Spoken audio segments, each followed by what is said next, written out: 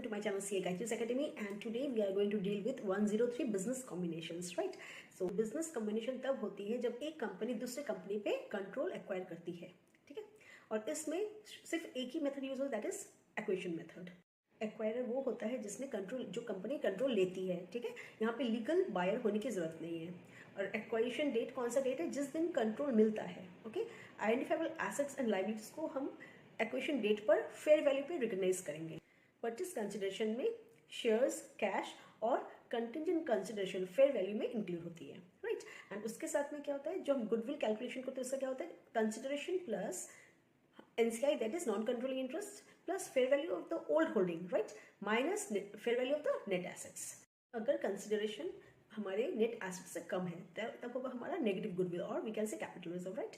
और जो हमारा NCI है, that is non controlling interest, उसको आइदर फेयर वैल्यू पे हम मेजर करेंगे या proportional share of the net assets.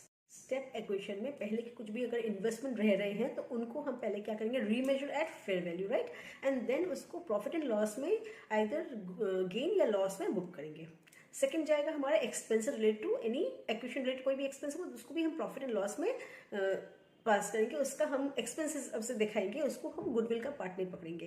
And last of all contingent consideration जो है रहेगा पार्ट, वो contingent consideration fair value at the acquisition date लिया जाएगा।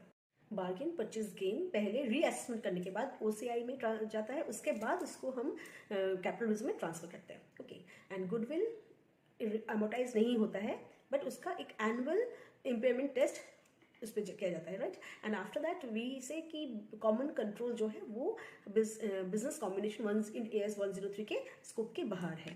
लास्टली हम गुडविल का फॉर्मूला को याद रखेंगे, that is consideration plus NCI non controlling interest plus old holdings का fair value minus the net assets fair value, right. तो ये हम याद रखेंगे। तो we have done 03 business combination in AS। So इसके बाद हम नेक्स्ट जो करेंगे, just come to my channel to see the full video. Thank you.